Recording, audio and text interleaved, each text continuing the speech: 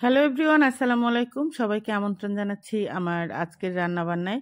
তো আজকে কি রান্না করলাম সেটাই আপনাদের সাথে শেয়ার করব। আশা করি আপনাদের ভালো লাগবে। ভালো লাগলে অবশ্যই পেজে ফলো দিয়ে রাখবেন, লাইক দিবেন, কমেন্টস করবেন, আর ইউটিউব চ্যানেল থেকে দেখলে সাবস্ক্রাইব করে ফেলবেন। তো চলুন চলে যাই আজকের রান্নাবান্নায়। আজকে রান্না করছি মিষ্টি কুমড়া চিংড়ি মাছ দিয়ে ভাজি করব। আর হচ্ছে ফুলকপি আর আলু নিয়েছি, এটাও চিংড়ি মাছ দিয়ে মাখা মাখা ঝোল রান্না করব আর মাছ ভুনা করব। মাছটা আমি পরিষ্কার করে ধুয়ে তারপরে একটা চুলাতে ভেজে নিচ্ছি, আর অন্য একটা চুলাতে আমি মাছটা বসিয়ে দিয়েছি।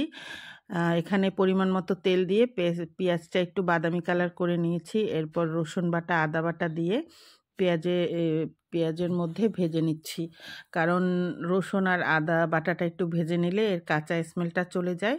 এরপর ভাজা হয়ে গেলে আমি পানি দিয়ে এর মধ্যে মরিচের গুঁড়া দিয়ে দেবো, হলুদের গুঁড়া দিয়ে দেবো। এখানে 2 চামচ মরিচের গুঁড়া নিয়েছি, 1 চামচ হলুদের গুঁড়া নিয়েছি, আর ঝালটা অবশ্যই আপনারা আপনাদের পরিমাণ মতো দিবেন। 1/2 চামচ ধনিয়ার গুঁড়া, 1/2 চামচ জিরার গুঁড়া, স্বাদ মতো লবণ দিয়ে মশলাটাকে আমি 7-8 মিনিটের মতো কষিয়ে নেব। আর যে কোনো তরকারির মশলাই আমি একটু বেশি করে কষাই, এতে দেখা যায় তরকারিটা খেতে খুবই টেস্ট হয়। আর অন্য একটা চুলাতে মাছ ভাজা হয়ে গেছে, আমি এখন মিষ্টি কুমড়ার ছোলা সিদ্ধ করে নিয়েছি, সেটাই ভেজে নিচ্ছি। আর এখানেও কোরাল মাছ দিয়েছি 1 পিস, তো ভেজে আমি পাটায় পিষে নেব।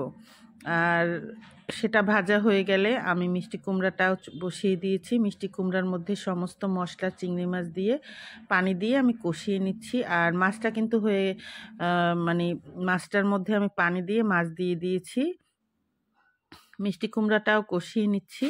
আর আমার বাসায় তো একটু গ্যাসের প্রবলেম, তো রান্নাবান্না একটু তাড়াহুড়া করেই করতে হয়। সকাল সকাল উঠেই আমি দুপুরের রান্না বসিয়ে দিয়েছি। তো মিষ্টি কুমড়ার মধ্যে কিন্তু আমি কোনো পানি দেইনি, যে পানিটা বের হয়েছে সেটা দিয়েই আমি রান্না করছি। আর মাছটা হয়ে গেছে, এরকম মাখা মাখা ঝোলি উঠাবো। জিরের গুঁড়ো আর কিছু কাঁচামরিচ দিয়ে মাছটাকে তুলে ফেলেছি। মিষ্টি কুমড়াটাও হয়ে গেছে, আমি জিরার গুঁড়ো দিয়ে নিচ্ছি। আর অফ ক্যামেরায় আমি কাঁচামরিচও দিয়ে নিয়েছি। এরকম একটু মাখো মাখো থাকলে কিন্তু মিষ্টি কুমড়াটা আমার কাছে খেতে ভীষণ ভালো লাগে। তো এখন ফুলকপিটা বসিয়ে দিচ্ছি। ফুলকপিটাও আমি সেম প্রসেসে রান্না করছি, চিংড়ি মাছের সাথে সমস্ত মশলা দিয়ে কষিয়ে তারপরে আমি ফুলকপিটা দিয়ে দিয়েছি। আর ফুলকপিটা একটু ঝোল ঝোল রান্না করব। এরকম ফুলকপি রান্না করলেও কিন্তু ভীষণ ভালো লাগে। আর ফুলকপিটাও হতে কিন্তু বেশিক্ষণ সময় লাগে না।